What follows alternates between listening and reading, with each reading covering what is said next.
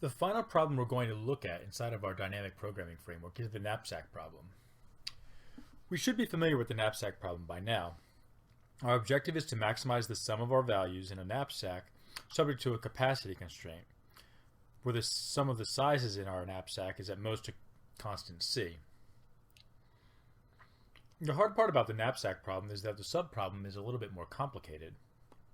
In this case, our subproblem is going to find the optimal knapsack value for the first L items, subject to a knapsack of size lambda, where lambda is less than c. Here, we write the knapsack subproblem, and it's similar in form to the original knapsack problem.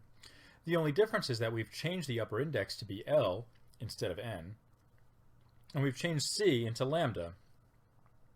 This is a subproblem, or a smaller problem, because we use less items, and because lambda is less than or equal to c.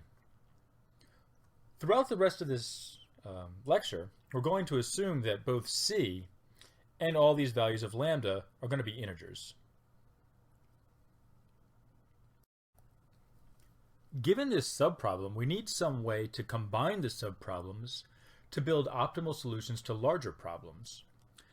And the main insight we're going to use is that if we have some item index L, and we know that that item is going to be in our optimal knapsack, then we know that the optimal knapsack value for items up to L with knapsacks of size lambda is going to include the value of our item L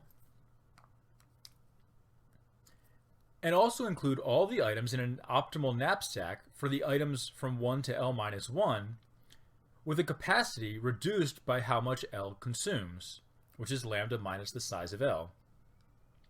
Conversely, if we have an item and we know for sure that it's not a knapsack, then the optimal knapsack value from items 1 to L with a capacity of lambda is going to be the optimal knapsack value when including items only up to L minus 1 with the capacity lambda. That is, we don't include item L, so we know that it's not included, so we can only look at items from 1 to L minus 1, and our knapsack value is going to be the same. We're going to leverage this insight into an explicit recursive formula. So we have two of our ingredients. We have our subproblems defined, and we are going to end up finding a recursion through this insight. But before we do, we should note that something has changed quite a bit from all the other dynamic programming settings we've worked with. Specifically, our subproblem now has two dimensions. We're looking over indices of items and also capacities of knapsacks. This is a good insight. In the knapsack problem, we're going to have a two-dimensional subproblem. And in general, for an arbitrary dynamic program, we can have any number of dimensions to our subproblems. Now we can write the dynamic program. We have our ingredients. We've identified the subproblems, ki lambda, which is the optimal knapsack of size lambda using items up to I. We can use our insight to write a recursion. Ki lambda is equal to the max of including that item or not including that item. So this is including the item and not include the item. Taking the max of both of these is going to give us the optimal knapsack. We also can identify the smallest subproblems.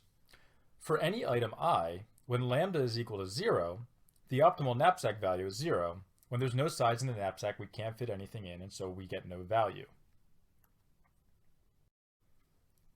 Note that inside of this recursion, if we were to compute it, we have to compute these two values first. These have to be computed already. In order to do that, we have to be careful about the order in which we compute all of these subproblems. The way that we're going to do it is we're going to order the items arbitrarily from 1 to n. And then for any particular item I, we're going to look at that knapsack, or rather the k value for that index I, for all values of lambda, and compute them progressively from lambda equals 0 to lambda equals c.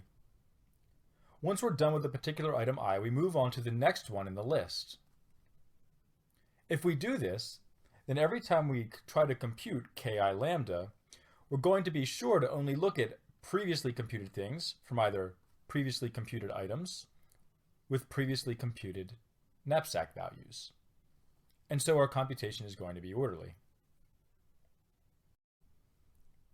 In the next lecture, we're going to have a little bit more to say about this order of computation and a better way to handle it than this sort of intuitive way. By now, the proof of correctness should be familiar. We're going to do an inductive proof that has a base case and an inductive case. In the base case, we look at the smallest subproblems and identify the constants that we've set. In this case, we said that whenever a knapsack has size or total capacity less than or equal to 0, we can't fit any items into it, and therefore the value of the knapsack is 0. So our base case is fine. In the inductive case, we're going to fix some index j and fix some knapsack value lambda. The inductive hypothesis is that ki lambda is going to be the optimal value for all lambdas less than alpha and for all i's less than j. Then we look at the value of kj alpha. The kj alpha is going to be the optimal knapsack value. And there's two cases. Either the optimal knapsack is going to include the item j, or it won't. If it includes the item j, we get the value of item j, but take a size penalty of the size of j.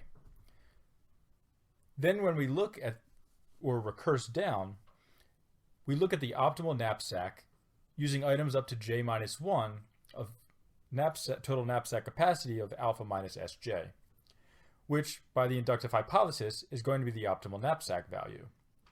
So if we do include the item j in the optimal knapsack, then we're okay.